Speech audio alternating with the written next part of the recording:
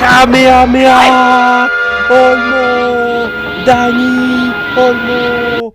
Putain mais les gars, il est devenu un Super Saiyan les gars, c'est pas possible. C'est pas possible autrement les gars. Dani Olmo est devenu un Super Saiyan, c'est obligé les gars. C'est obligé. Et c'est ça qui est magique les gars, c'est ça qui est magique bordel.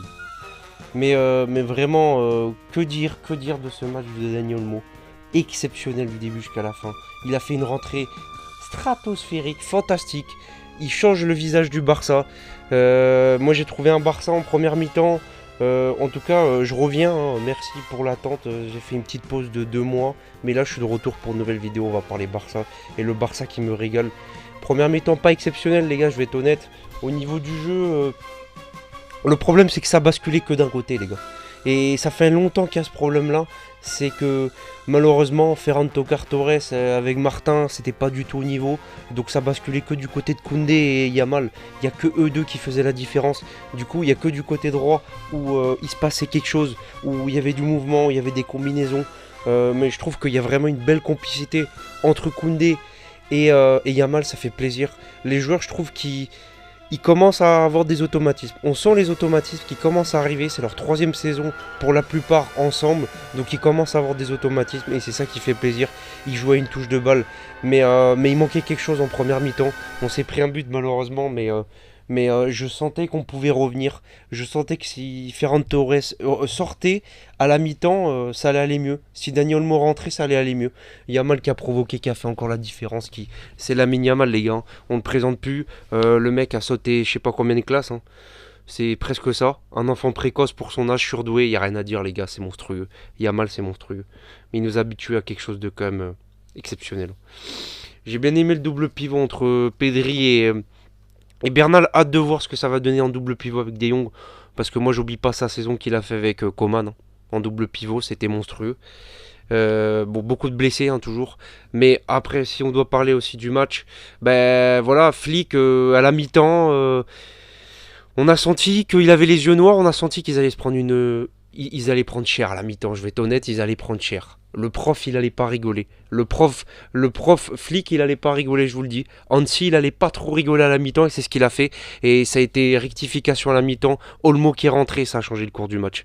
Ça a changé le cours du match.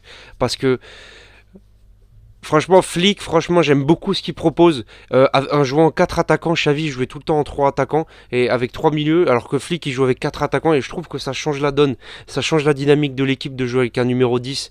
Et franchement, on a vu une touche de balle, on a vu des dribbles, un viol littéralement.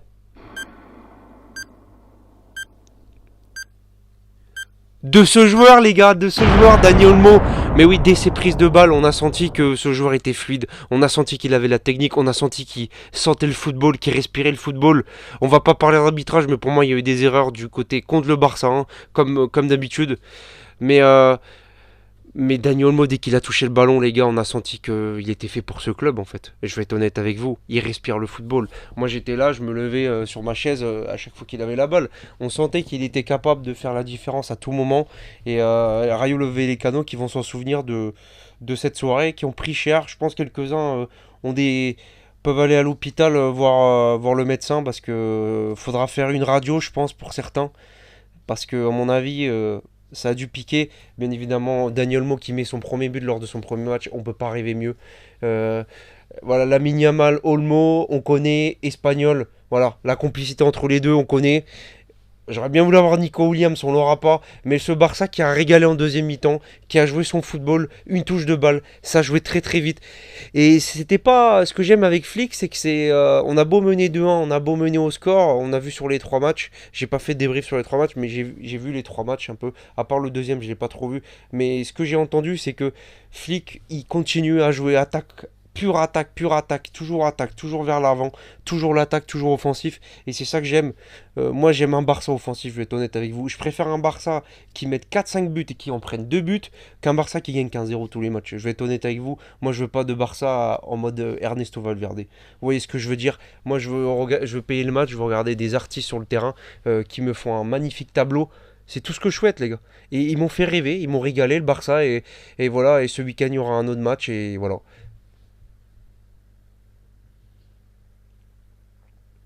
Oui, non, mais vous... Non, il est pas dans le club. T'es vraiment trop nul. T'es archi nul. Et arrête, tu sais quoi? T'es vraiment trop nul. T'es archi nul. Tu es viré de chez viré. Tu es né idiot et tu vas mourir idiot. Tu me casses les couilles, tu fous rien. Allez, dégage, casse-toi. Attends, t'es merde ici.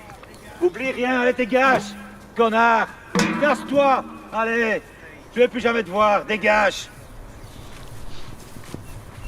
Quelle clette se paye, trou du cul de merde.